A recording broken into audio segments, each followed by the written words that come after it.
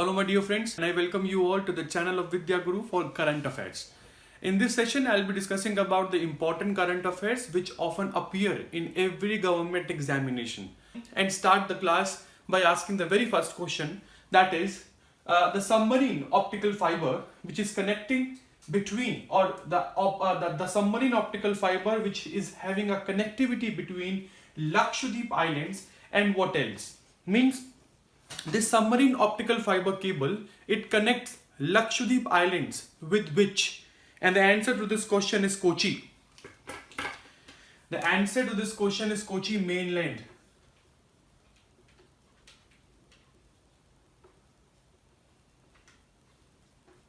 And if you want to discuss something about the explanation of this question, is that the Union Cabinet, it approved this project.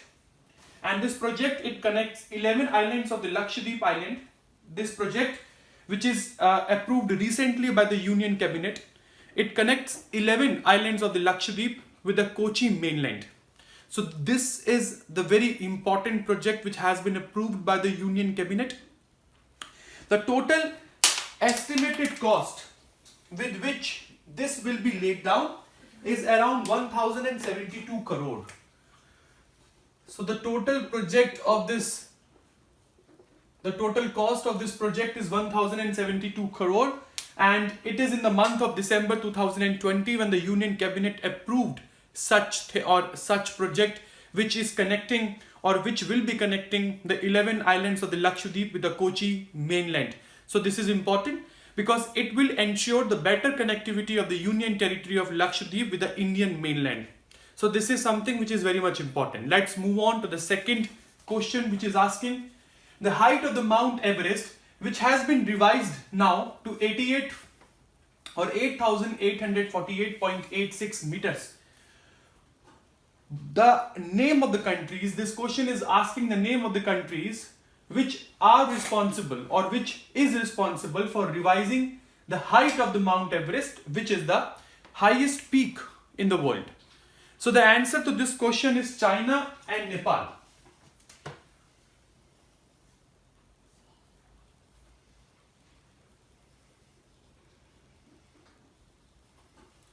And if I discuss something about this project, let me clarify this. The height which has been revised to 8848.86 meters, this can be written in feet as 2000 or 29,031.69 feet. And this height has been, or I would say this is because of the year-long debate which was going on between China and Nepal. And finally, on a virtual meet, both of these countries, they agreed and they decided the height of the Mount Everest to 8848.86 meters, which can be written as 29,031 feet approximately. So you can write here. And to be very precise, you may also write 0.69. This is the actual height of the Mount Everest now. The height which has been revised, this is 86 centimeters higher than the measurement which was previously recognized by the Nepalese government, and it is more than 4 meters above than the China's official figure.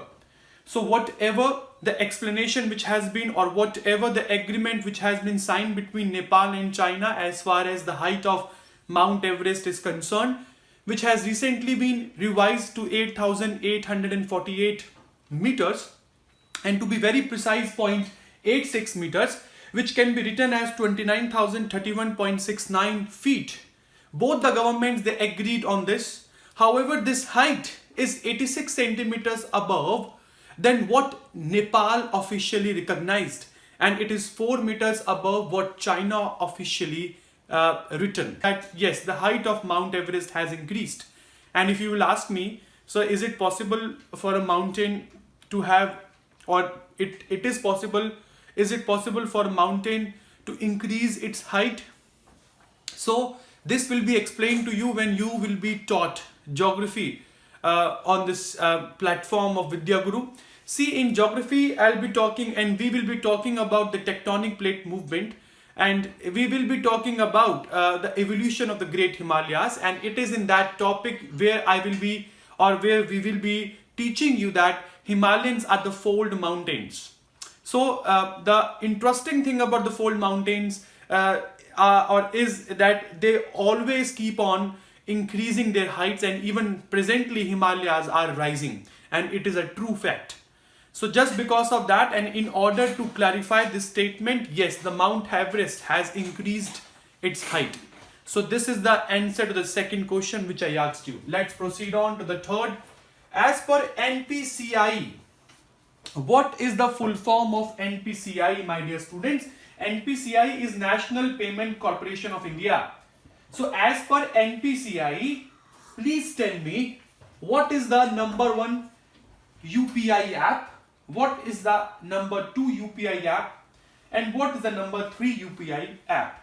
See, as per the National Payments Corporation of India, the number 1 UPI app according to the number of transactions is Google Pay, followed by Phone Pay at the second position, and the third position is secured by the Paytm. So what are the figures which are published by NPCI when NPCI is talking about such rankings? Let me clarify that.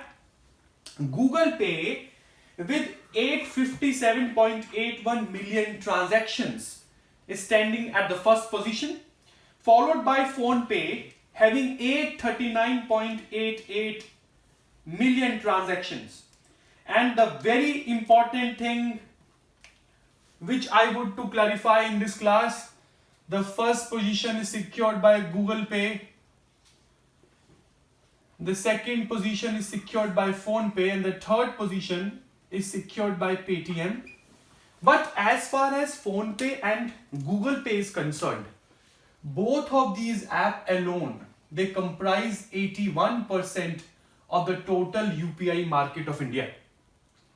So this is the official figure which is published by NPCI. Let me clarify one more thing. NPCI is doing this for the first time. NPCI has never done it before. So this is something which is even more important. The fourth question is asking about the West Bengal's first deep sea port is to be constructed where? Where the West Bengal first deep sea port is to be constructed, and the correct answer to this is Tajpur. The West Bengal first deep sea port is to be constructed at Tajpur. Now the explanation for this: recently West Bengal Chief Minister Shri Mamta Banerjee and the cabinet of the West Bengal clarified and passed this project for construction of the state's first deep sea port at Tajpur. This project will be constructed with an estimate cost of 15,000 crore, and it has been expected that once this project is completed, this project will generate around employment for 25,000 people. So the first thing which is to be noted down is this project is to be constructed with a cost of 15,000 crore, and once this project is completed, it will generate employment for 25,000 people.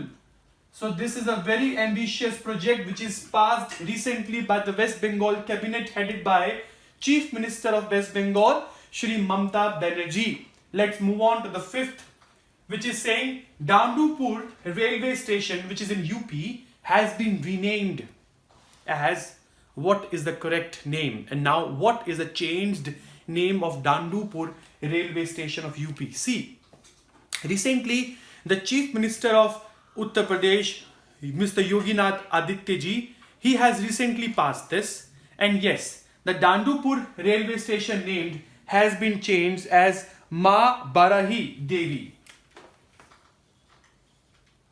Let me write this with green pen. Ma Barahi Devi Dham. So this is now the changed name as far as Dandupur railway station is concerned. Now some important facts as far as Dandupur railway station is concerned. See students, this Dandopur railway station is situated between Pratapgarh and Badshahpur on Lucknow Varanasi section. So this, as far as this Dandopur railway station is concerned, this railway station is situated between Pratapgarh and Badshahpur on Lucknow Varanasi railway section, and it has now been renamed as Ma Barahi Devi Dham. So the thing which is to be noted down is Lucknow Varanasi section. So this railway station is between Lucknow Varanasi section. Let's move on to the sixth question, and the sixth question is asking India's rank on Climate Change Performance Index 2021 is. What is the rank of India as far as Climate Change Performance Index is concerned? See, recently, as per the release of this index, the rank which is secured by India is 10th.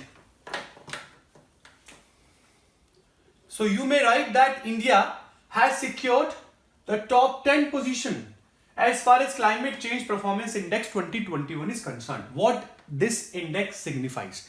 This index signifies that India is doing exceptionally well as far as the measures related to the climate change is concerned. So let me provide you some more explanation as far as this CCPI index is concerned. See, this CCPI index, it assesses the performances of 57 countries along with European Union.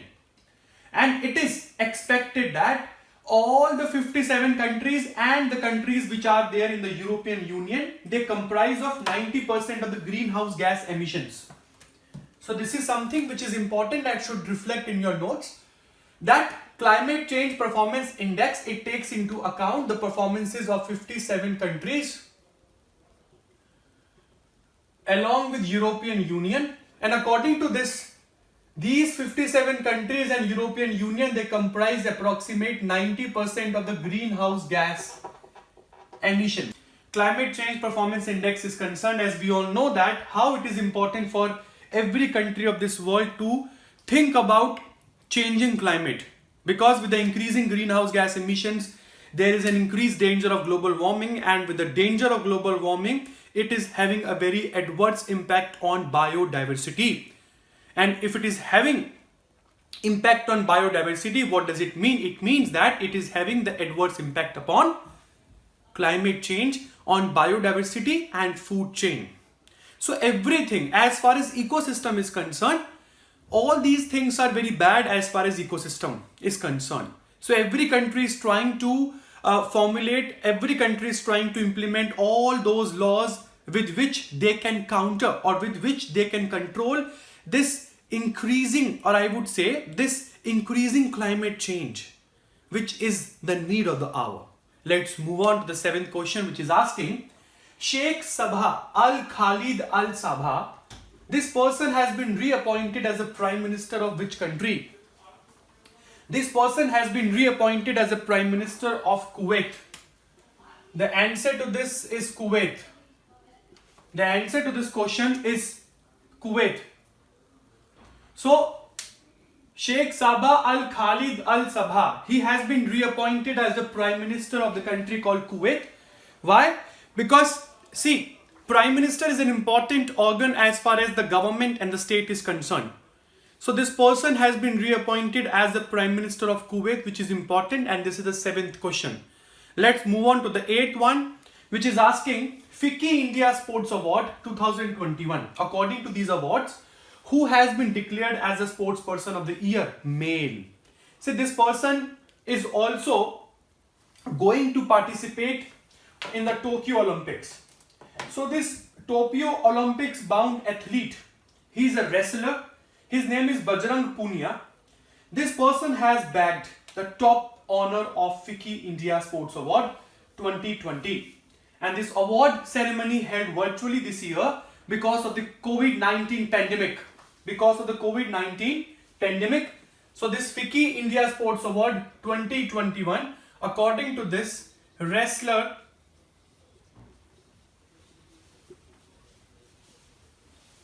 Bajrang Punia,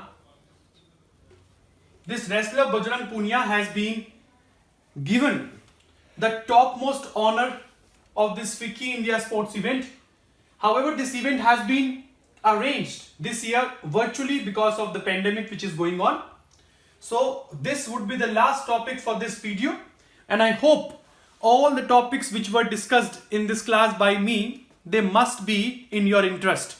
And if you like the video, you may like the video, you may also subscribe the channel, and I would request you to share this video with your family and friends, means your friends and those aspirants which are in contact with you, who are also going to prepare for the same government examination as you all are preparing.